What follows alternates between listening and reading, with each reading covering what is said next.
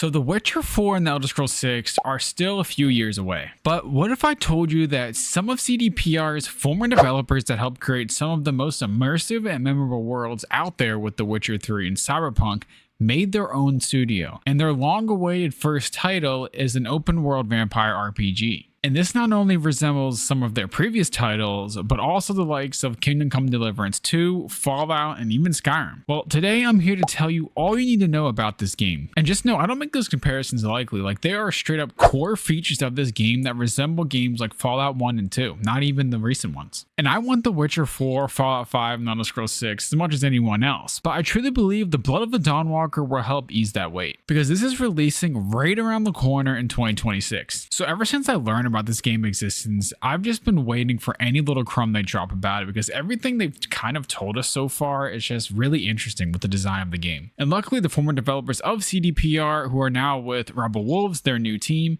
just did a huge deep dive covering this game recently and showed a lot of new gameplay. So today I'm going to tell you all about it and why the Witcher fans, the Elder Scrolls fans, and just RPG fans in general might have something truly special here with this game, and something new to play while we wait for other games to release. Before I begin, check out my channel if this sort of thing interests you. I try to make videos on the latest news and what new games to play for everyone. It really helped the channel. Okay, so I have their profiles up here. So Rebel Wolves, this shares some of the main developers from CDPR, and we can see some of their previous work here. We have Conrad here, who worked on The Witcher 1 from 2007, obviously his new title, The Blood of Dawnwalker, and Cyberpunk, and The Witcher 3.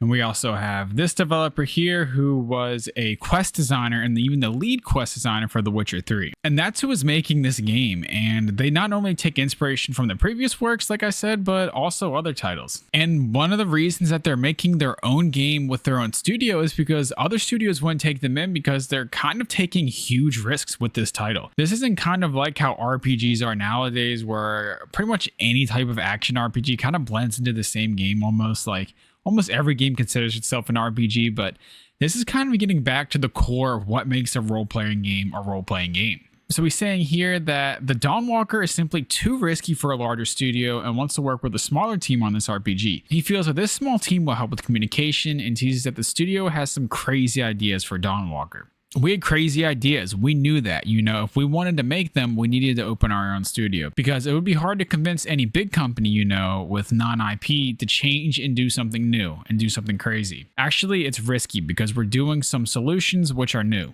And CDPR is even supporting this when they were hyping up the Dawnwalker and their latest work at a time when some were trying to pit the two against each other. And I just really hope that's not the case going forward, just because there's so many games that we can enjoy. Like, I see this all the time. Like, they've been doing it recently with Final Fantasy and Expedition 33 turn-based games.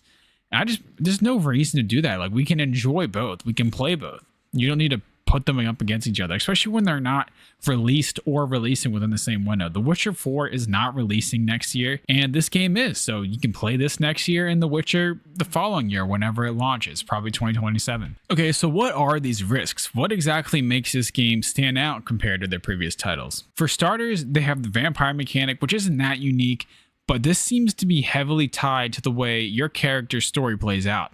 Whether you do quests during the day as a human or night as a vampire, you're going to get treated completely differently by the people you interact with. And whereas it might not be as simple as Skyrim, like they might work with you or might not, or they make a remark, this could completely change the quest outcomes and the way they branch off. So they show off actually the same quest, but once at day, once at night. And in this quest, you encounter a baptism where you speak to a priest about repentance, and at night, the cathedral's actually closed, and you have to use your abilities to get into the building.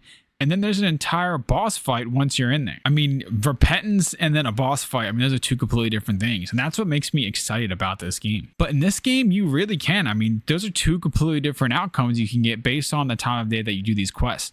And I miss when you can just be the bad guy, not make bad decisions, and you get, the remarks and treated a little differently. No, you can genuinely be the bad character and the villain of this game if you want to. You're not forced to be the hero no matter your decisions. Like, your decisions will have consequence, and they talked about that. Depending on when you tackle a particular quest, what choices you made earlier, who you befriended, who you angered, your gameplay and story experience will be very, very different. And while their gameplay showed that the character was defeated, you could just sneak around and avoid this combat altogether. The second big thing that makes it stand out is the non-linear structure. And I kind of like that more and more games are starting to use this approach. I really liked Atomfall earlier this year. It was similar to Fallout, except you could do whatever you wanted. Like, ultimately, there was an end goal, but you could achieve it any way you wanted. Like, there were multiple ways you could do it. You could take the long route, the easy route, and you were pretty much just thrown into a world and allowed to do whatever you want. And a lot of games and companies say that when they drop their game, but that's just not the truth at all. Like, it ends up becoming more and more linear as you progress through the game. You don't really get much say in how you do it. Like, you still do those things. You still complete the quest in the same order or in a different order, but it doesn't make that much of a difference to the outcome. It's just the order of how you did it. In this game, you can skip and choose whatever quests and paths you want. It seems from what they've said about the game that you basically can storm the castle to rescue your family whenever you want. Instead of the side content not making any sense to do amid the ethical urgency of the main story, the side content could become the main character's means of acquiring the resources needed to defend and save his family. And this is kind of similar to Souls games, especially like in Elden Ring. Like, in that game, you can go fight a boss pretty quickly. Like, you can go straight up in there and march in most of the time. But you should do it in a certain order if you want to feel the true progression and feel like you're facing the bosses in order of difficulty so you can get stronger with them. And taking out the enemies and completing caves and dungeons around the map will level your character up and make it easier for you. And that's just a really good way to design your world, because there are games with plenty of side content and quests, but they kind of just throw them in there. Like, you'll be in the middle of a main quest where it's getting really serious, and then a brand new, oh, go fetch this and bring this back for me, side quest that every game is littered with will just pop up. And it doesn't make sense when you're in the heat of the moment. But in this game, you're using these side quests to get stronger. And I love how they do that. Not only makes other people's playthroughs different than yours, but if you were to replay this game, you would get completely different results most likely. Now let's talk about their combat, because I compared it to Fallout, Skyrim, and The Witcher 3. And while it does share some similarities, it's actually a little bit closer to a For Honor or Kingdom Come Deliverance, because not only can you block and parry, but they also have the directional swings, just like KCD. The ex-CDPR developers so at Gamescom they spoke about their combat, and our mission was to try and prepare the combat system, which would be the new standard for the RPGs. And we started to think, okay, what we missed in the systems we have right now in the game, when we thought the Batman Arkham Asylum system, which is almost everywhere, and we thought, okay, very cool system. Looks beautiful, but we are not immersed enough with it because we just like press 2 buttons or 3 in the same games and then watch some cool stuff on the screen. Dawnwalker features a directional combat system requiring players to slash, block, and parry using directional controls relative to their enemy's positioning. And they're trying to walk a thin line, and they're walking a thin line here between adding these systems and not making it difficult like a For Honor. On the second hand, we have games like For Honor and Kingdom Come, which have directional systems. We said, okay, these systems are a lot more immersive because I need to think, I need to watch, I need to be there. I'm actively thinking about what I'm doing, but sometimes they are too difficult for players because they need a lot of skills and a constant focus on what to do. And we thought, okay, what if we do a hybrid of those two systems? And that is what we've done with the adaptive system, like the hybrid system of those two. I wasn't the biggest fan of KCD2 combat. If there was one thing I didn't like about playing those games, it was that. I didn't love it. I think that I would rather have something simple like a block and swing, like the old school Skyrim, than what that was, because it was just clunky. I'm gonna be honest. Even in the second game, I wasn't the biggest fan of it. Like, at moments it felt really rewarding, but in other moments, like depending on the camera angle and where you were fighting, it was just clunky at times and glitchy. So I'm hoping they can take some of those directional features that you have in KCD, where you choose where you swing and you're constantly engaged in the battle instead of pressing the same buttons over and over. And I'm hoping they can fine tune that a little bit and blend it with something like a Skyrim or a Witcher. So now that we know a little bit about the combat, what about the story? What is this about? So the Blood of Dawnwalker is shaping up to be one very exciting new vampire RPG with an intriguing concept at its beating heart. It will see you take on the role of half-human, half-vampire called Cohen, who sets out to try and rescue his family over the course of 30 days and 30 nights. And this is what I was talking about earlier. You can try rescuing them from that castle very early on, but it's likely not going to work at all. And they describe the game as a narrative sandbox. It will be up to you to decide which side of Cohen's nature you want to lean into as you explore the open world and take on quests to achieve your goals. And they are promising to put some serious weight behind everything you do. This is set to draw us into a dark alternate take on the 14th century Europe with combat inspired by the time period. There's plenty out there about Blood of Dawnwalker to sink your teeth into, And the trailer gives us our first look at the vampire princess who takes up the fallen king's crown and gives Lunka his blood after Cohen begs him to save her. The Blood of Dawnwalker is set in AD 1347 in a fictional kingdom that's located somewhere in southeastern Europe. In this world, darkness has spread as humans face a plague followed by the imposing force of the ancient vampire princess, who forced the human population into a life of servitude and blood taxes. We follow a young man named Cohen who ends up the vampire. And another thing that makes this game unique is you're kind of on an expiring clock. It's a little bit similar to Cyberpunk, where I don't want to spoil it too much, but your character is kind of on an expiring clock as well. But you don't really see that or feel that too much in the game. Like, it's not like there's an expiration date on when you can do quests, things like that. It's just kind of played throughout the story and the quest lines, like you hear about it. But it's not really that important. In this game, you truly only have 30 days and 30 nights to save your family, because Cohen, who does have this vampire curse, is only half transformed yet, and he's still in the middle of the process, and you have 30 days before he fully transforms. And like I said, a lot of companies say that their game's not going to be linear, and it ends up being a completely linear game just with a few more choices than normal, and they all end up amounting to the same result. But this game is said to be so non-linear that you can align with the human rebellion or finish the game without ever meeting them. Like, it's not like you meet them and you still have to do a few quests with them before eventually you cut ties. You can just skip them altogether.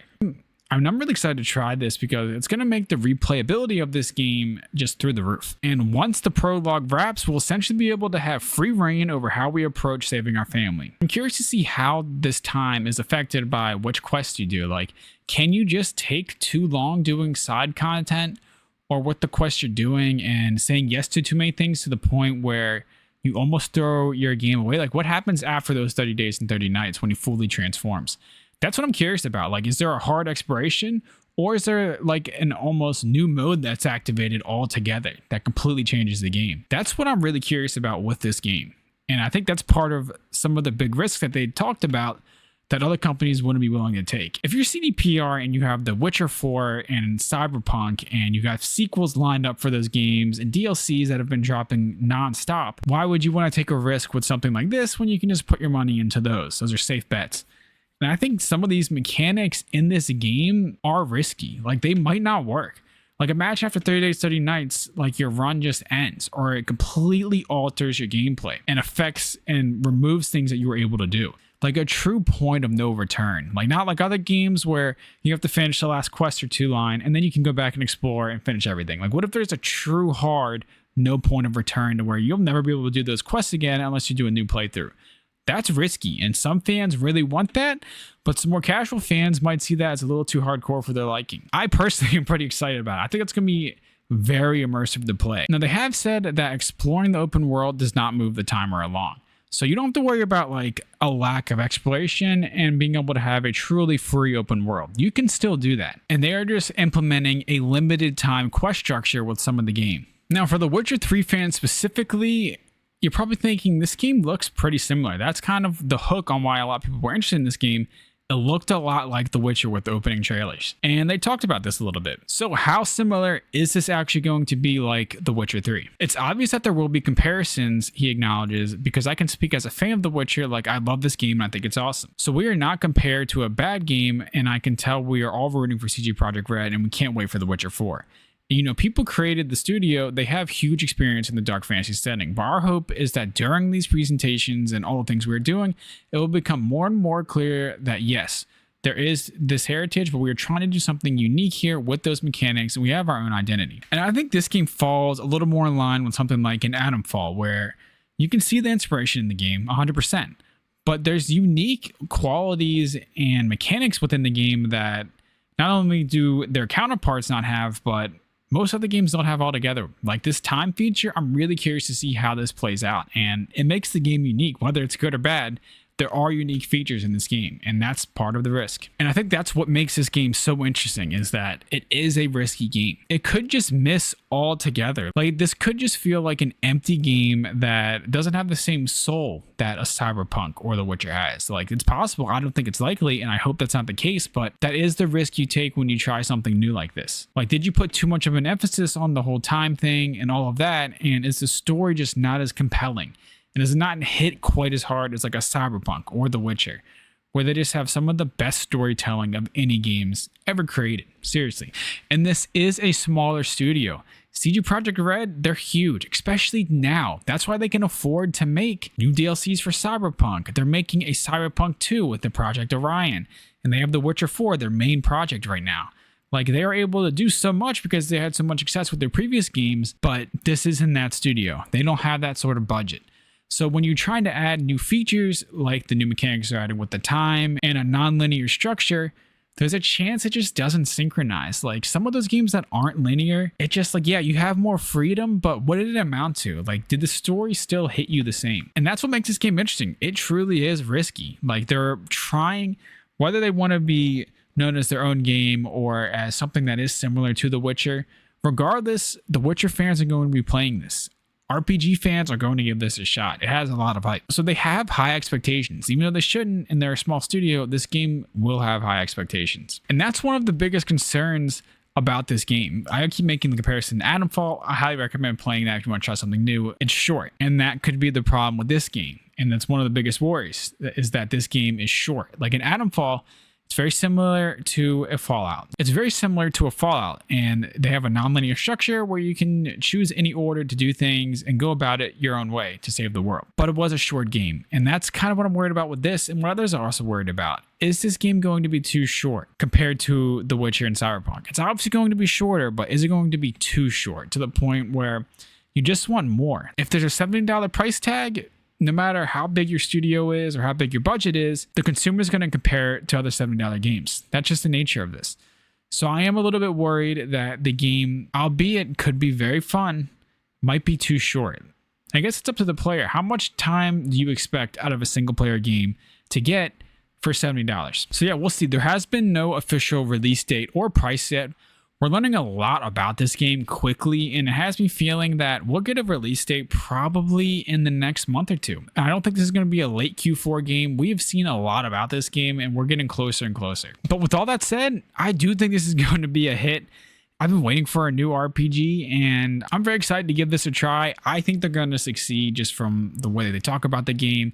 And the developers have proven over and over again with CDPR that they can make incredible games. The lead of this game was the lead quest designer for The Witcher 3. I have high hopes, and I'm curious, what do you expect about this game after hearing a little more about it? And if you want more news on what's going on in gaming and RPGs and the best new games to play, be sure to check out the channel. Again, it would be appreciated. And I thank you for watching this whole video. Peace.